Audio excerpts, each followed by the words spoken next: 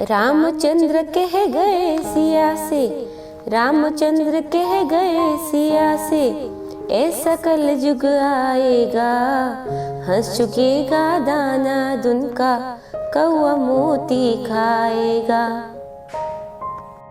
ज्योतिष और पौराणिक ग्रंथों में युग का मान अलग अलग है। पौराणिक ग्रंथों के अनुसार 4 युग होते हैं: सतयुग, त्रेता युग, द्वापर युग और कलयुग। कहते हैं कि कलयुग में पाप अपने चरम पर होगा। वर्तमान में कलयुग चल रहा है। ग्रंथों में इस युग में क्या होगा और क्या घटित होने वाला है, यह सब स्पष्ट शब्दों में लिखा हुआ है। यह भी है कि इस युग में जब कहीं भी प्रलय होगा तो सिर्फ हरि कीर्तन ही उससे बचाएगा। आइए जानते हैं कि चारों युगों के साथ मनुष्य में क्या क्या परिवर्तन आया। पहला युग था सतयुग। सतयुग में प्रतीकात्मक तौर पर धर्म के 4 पैर थे। सतयुग में मनुष्य की लंबाई 32 फीट बताई गई है। इस युग में पाप की मात्रा 0% थी और पुण्य 100% था। राजा हरिश्चंद्र इसी युग में हुए थे। हरिश्चंद्र ने सत्य के लिए खुद के परिवार और अंत में खुद का बलिदान दे दिया था। दूसरा युग था त्रेता युग। त्रेता युग में धर्म के 3 पैर थे। इस युग में मनुष्य की लंबाई 21 फीट बताई गई है। इस युग में पाप की मात्रा 25% होती है और पुण्य की मात्रा 75% होती है। इस युग में विष्णु का वामन और राम अवतार हुआ था। असुरराज बाली ने 3 पग में धरती दान दे दी थी, जबकि राक्षस राज रावण ने सीता का अपहरण तो किया किंतु सीता को छुआ तक नहीं। तीसरा युग था द्वापर युग। द्वापर युग में धर्म के 2 पैर रहे। इस युग में मनुष्य की लंबाई 11 फीट थी और पाप 50% था और पुण्य भी 50%। मतलब यह कि इस युग में आधे मनुष्य पापी थे और आधे पुण्यात्मा थे। इसी युग में महाभारत का युद्ध हुआ था।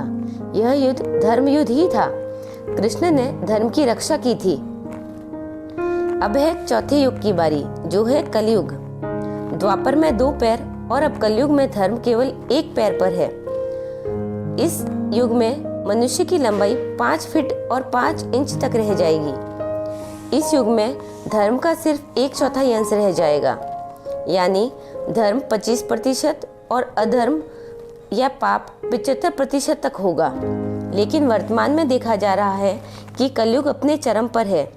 यह जो 25% पुण्य की मात्रा बताई गई है, यह भी अब नजर नहीं आ रही। महज 5% ही पुण्य कहीं बचा है। अब तो चारों तरफ पाप ही पाप नजर आता है। आइए जानते हैं ऐसा क्यों और कैसे हो रहा है। कलयुग का वर्णन करते हुए श्री कृष्ण कहते हैं कि कलयुग में ऐसे लोगों का राज्य होगा जो दोनों ओर से शोषण करेंगे, बोलेंगे कुछ और करेंगे कुछ, मन में कुछ और कर्म में कुछ। ऐसे ही लोगों का राज होगा। इसी प्रकार कलयुग में ऐसे लोग रहेंगे जो बड़े ज्ञानी और ध्यानी कहलाएंगे। वे ज्ञान की चर्चा तो करेंगे लेकिन उसका आचरण नहीं करेंगे। बड़े पंडित और विद्वान कहलाएंगे, किंतु वे ये नहीं देखेंगे कि कौन सा व्यक्ति मरे और कौन सा संपत्ति या पद के लायक हो। कलयुग का मनुष्य शिशुपाल हो जाएगा।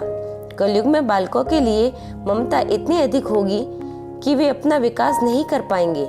मोह माया इतनी अधिक होगी कि मोह माया से ही घर बर्बाद हो जाएंगे। किसी का बेटा घर छोड़कर साधु बनेगा तो हजारों व्यक्ति दर्शन करेंगे, किंतु यदि अपना बेटा साधु बनेगा तो वे रोएंगे। इतनी सारी ममता होगी कि मोह माया और परिवार में बंधकर रह जाएंगे और उनका जीवन वहीं समाप्त हो जाएगा। कलयुग में धनवान लोग लड़के लड़कियों के विवाह में, मकान के उत्सव में, छोटे बड़े उत्सवों में लाखों रुपए खर्च करेंगे, किंतु किसी भूखे को खाना भी नहीं खिलाएंगे। दूसरी ओर मौज, मदिरा, मांस, सुंदरता और व्यसन में सारे पैसे खर्च कर देंगे। कलयुग में मानव का मन नीचे गिरेगा। उसका जीवन पतित होगा। वह पतित जीवन धन की शिलाओं से नहीं रुकेगा, न ही सत्ता के वृक्षों से रुकेगा, किंतु हरि नाम के एक छोटे से पौधे से, हरि कीर्तन से मनुष्य अपना जीवन का पतन होने से रोक सकेगा। श्रीमद् भगवत पुराण और भविष्य पुराण में कलयुग के अंत का विस्तार से वर्णन मिलता है। कलयुग में भगवान विष्णु का कल्कि रूप में अवतार होगा, जो पापियों का संहार करके फिर से सत्युग की स्थापना करेंगे। कल्कि धर्म की रक्षा कर सबको धर्म पथ पर लाएंगे। कलयुग के अंत में संसार में अन्न नहीं उगेगा। लोग मछली और मांस का सेवन करेंगे, भेड़ और बकरियों का दूध पिएंगे। गाय तो दिखना भी बंद हो जाएगी। यदि गाय होगी तो भी बकरी के समान होगी। एक समय ऐसा आएगा जब जमीन से अन्न नहीं उपजेगा, पेड़ों पर फल नहीं लगेंगे। धीरे धीरे ये सारी चीजें विलुप्त हो जाएगी और गाय दूध देना बंद कर देगी। मनुष्य की औसत आयु 20 वर्ष तक रह जाएगी। 5 वर्ष की उम्र में स्त्री गर्भवती हो जाएगी। 16 वर्ष में लोग वृद्ध हो जाएंगे और 20 वर्ष में मृत्यु को प्राप्त हो जाएंगे। इंसान का शरीर घटकर बौना हो जाएगा। ब्रह्मवर्त पुराण में बताया गया है कि कलयुग में ऐसा समय भी आएगा जब इंसान की उम्र बहुत कम रह जाएगी, युवावस्था समाप्त हो जाएगी। कली के प्रभाव से प्राणियों के शरीर छोटे छोटे क्षीण और रोगग्रस्त होने लगेंगे। इसलिए हम सभी को इस कलयुग में भगवान और भगवान की कीर्तन करने चाहिए। भगवान का जाप ही हमें कलयुग की मोह माया और संकट से दूर रख सकता है। धन्यवाद।